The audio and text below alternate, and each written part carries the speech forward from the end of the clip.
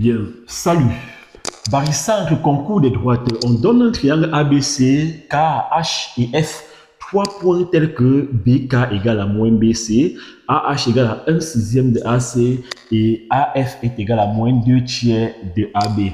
On demande donc par la suite de démontrer que les droites AK, BH et CF sont concurrentes.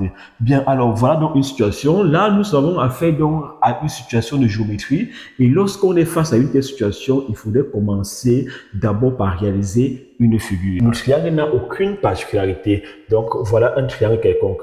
Alors, on va donc placer dans les différents points. Commençons par le point H. On a AH égale à 1 sixième de AC. Ça veut dire que quoi?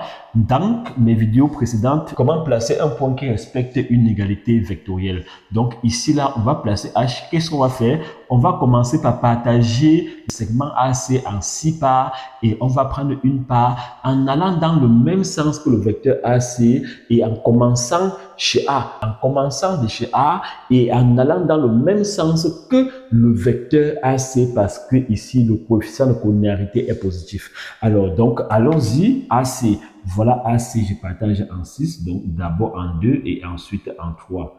Donc voilà. Alors je prends une part en allant dans le même sens que AC. Voilà le point H. On va faire la même chose avec AF. Donc ici, je partage donc la longueur du vecteur AB en combien? En 3. Le dénominateur, c'est le nombre de parts qu'il faut partager. Je prends deux parts en allant dans le sens opposé à AB. Donc AF est opposé à AB. Pourquoi? Parce que le coefficient de collinéarité est négatif. Alors, qu'est-ce qu'il fait? Voilà AB. Donc, voilà le point F. AF, donc, c'est moins 2 tiers de AB. Bien, par la suite, donc, on va placer dans le point K. BK et BC sont opposés par ça. BC est comme ça, BK est plutôt comme ceci là. Là, donc, c'est quoi? C'est K. Alors, bien, on demande de démontrer que les droites AK, BH et CF sont concurrentes. Donc, traçons d'abord ces différentes droites. Où est AK? Voici A, voilà K. Voilà la droite AK. Je vais donc tracer la droite BH. Par la suite, je trace la droite CF. Voilà donc la droite CF. Bien, alors, on se rend compte donc que des trois droites qu'on vient de tracer, c'est-à-dire la droite AK, BH et CF se rencontrent en un point. C'est ça donc qu'on va donc démontrer qu'elles sont concurrentes. Pour donc démontrer cela, nous allons utiliser les barycentres. On va commencer d'abord par interpréter vectoriellement ce que signifie un point et barycentre de deux points. Donc, que signifie G est égal par exemple à barycentre A, alpha et B, bêta. Cela veut dire quoi? Interpréter donc cette écriture-ci. Alors, lorsqu'on écrit G égale à barycentre de A, alpha, B, bêta, qu'est-ce que cela signifie? Cela signifie que on aura quoi? On aura AG égale à quoi? À bêta sur alpha plus bêta quoi? Bêta AB. Alors, c'est cette relation vectorielle qui nous permet souvent de construire le barycentre de deux points. Alors, qu'est-ce qu'on va donc faire maintenant?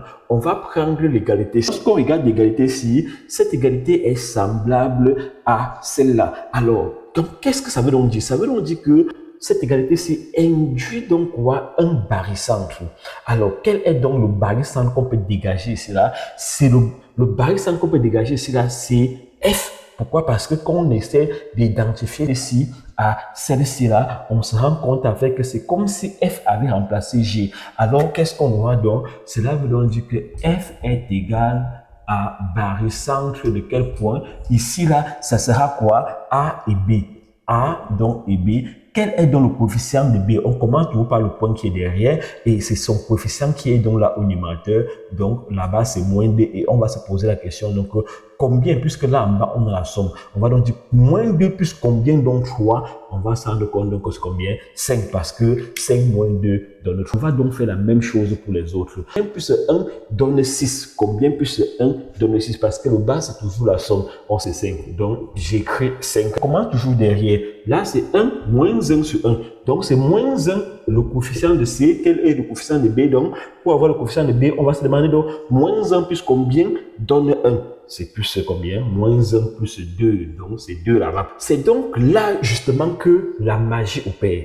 Alors, qu'est-ce qu'on va donc faire? Quand on analyse chacun des barycentres écrits là, on se rend compte qu'il y a les coefficients qui se répètent. Par exemple, A c'est 5, A là-bas c'est 5. B là c'est moins 2, bon maintenant B ici là c'est 2. Là C c'est 1, C c'est moins 1. Alors on peut chercher à transformer cette relation-ci. Alors qu'est-ce que ça veut donc dire? Je vais mettre là égal. Puisque j'ai envie d'avoir le même coefficient, pour des points qui se répètent, les coefficients doivent se répéter de manière identique. Donc ici, je vais donc écrire quoi? Ceci est égal encore à barycentre. Alors ici, je vais écrire toujours B et C. Je vais donc employer l'homogénéité du barycentre qui dit que lorsqu'on multiplie le coefficient du barycentre par un même nombre non nul, alors le barycentre reste inchangé. Donc ici là, je vais multiplier par tout là par moins 1. Ça va donner combien? Moins 2 et combien? 1. Et directement, donc je me rends compte que B garde le même coefficient que soit en haut que soit en bas. Et c'est donc là justement que la beauté donc s'opère. Alors, qu'est-ce qu'on va donc faire? On va donc poser un point J.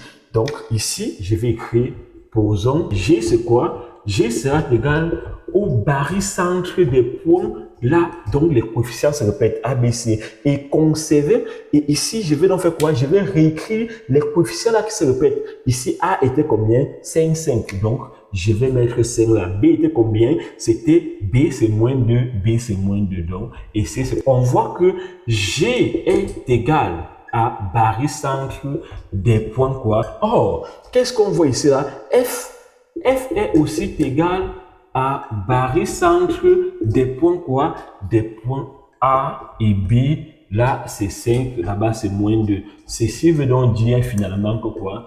Que G est barycentre des points quoi? On a pris F là, on va donc appliquer le théorème de barycentre partiel.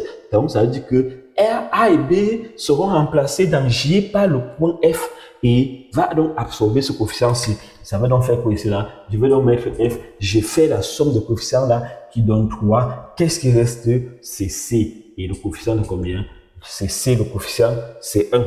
Alors, comme G, centre des points F et G, vous savez, si un point c'est qui comme barycentre de deux autres points, ça veut dire que les points G, F et C sont alignés. Ça veut dire que le point G appartient à la droite FC. Donc, ceci implique à dire que G appartient à la droite FC. À barycentre de A, B, C. Là, c'est 5 moins 2, 1. Or, on va donc continuer avec plutôt H. H est égal à quoi? À barycentre des points que G appartient à la droite quoi? À la droite HB. G appartient à la droite AK. Donc, c'est le point G donc, qui est ici. Donc, ces trois droites sont concurrentes en G. Donc, ces droites AK, B, H et C, F sont concurrentes en G. Donc, voilà un petit problème de géométrie. N'oublions pas de liker et de partager pour que les autres en bénéficient. OK. Et surtout, il faudrait s'abonner.